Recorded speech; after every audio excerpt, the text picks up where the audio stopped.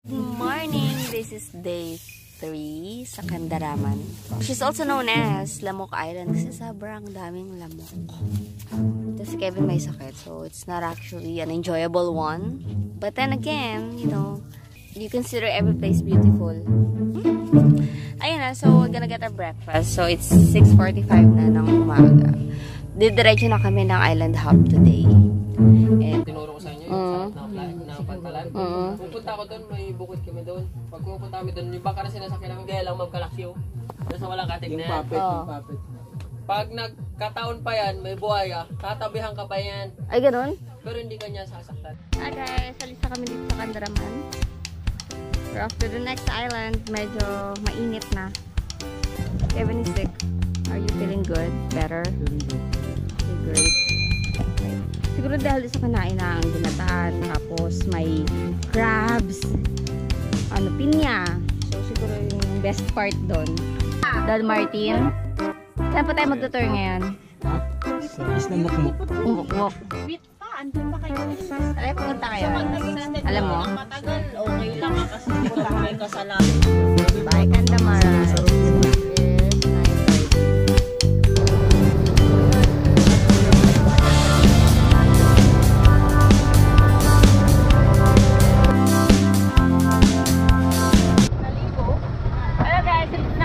Kalibungan Island.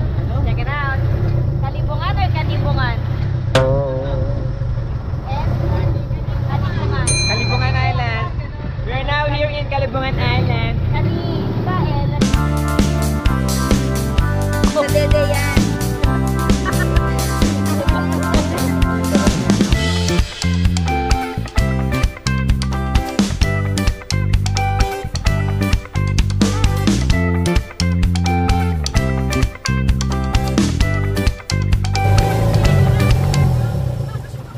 On to the next island. Ay, dun lang, mag-ano lang kami, mag-snorkeling.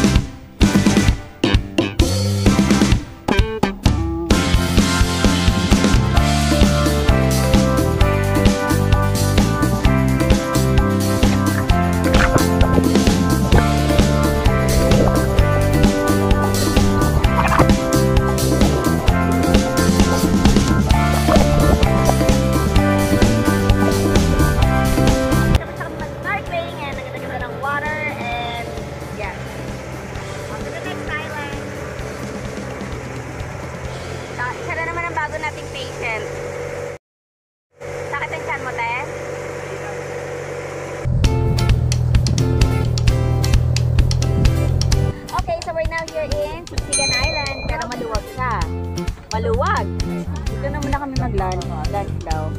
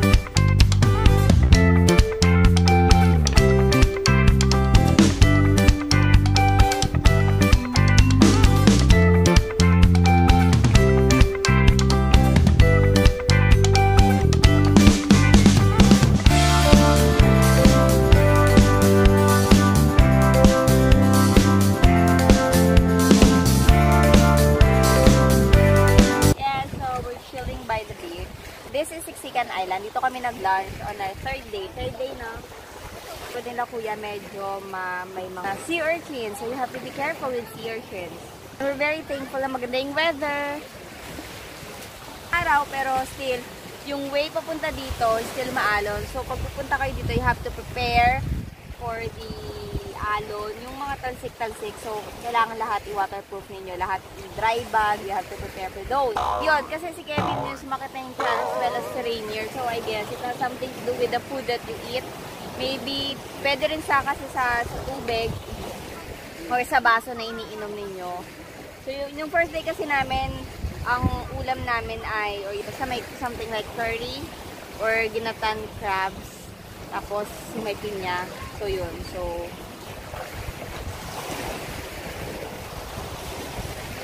try nating libutin yung Siksikan Island.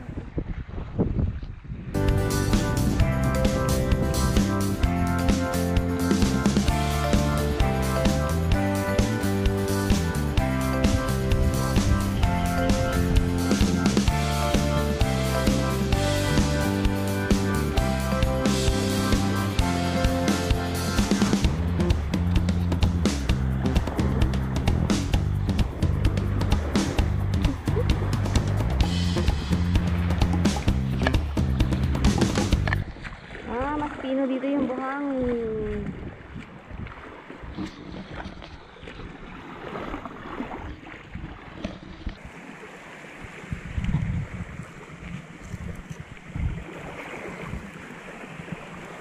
Nung bata ako, mahilig talaga ako mangolekta nito. Dati nasa Quezon kami. Ito yung ginagawa ko. And you know, parang nakakaano lang siya. Stress reliever. Especially kung galing kayo sa puro alon na biyahe. Gamitin natin to as our accessories. Try natin mag picture. Talagyan natin siya sa legs. I got the inspo from IG, of course.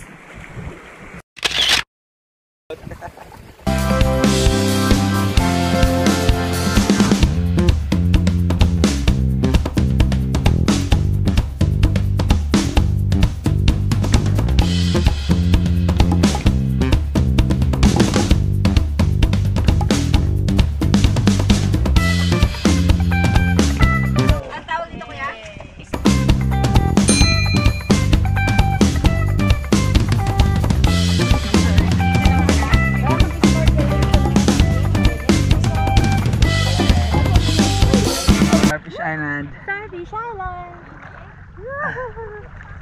Medyo malakas yung current.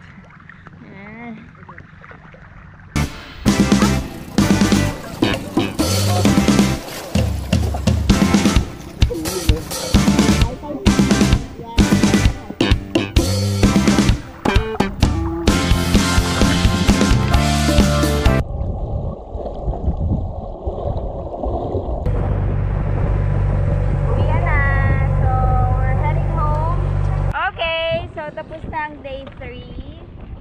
We're now heading back to our accommodation. We're back here dito sa bahay. Hi guys! So dahil may ginawa kami magandang gawain kanina, hinalaw namin yung dalawang joiners. Binigyan kami ni Ate Helen ng biko. So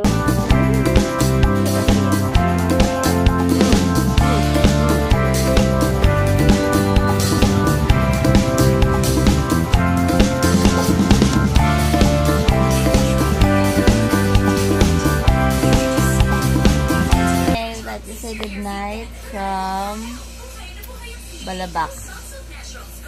And the rest of the guys here. Good night.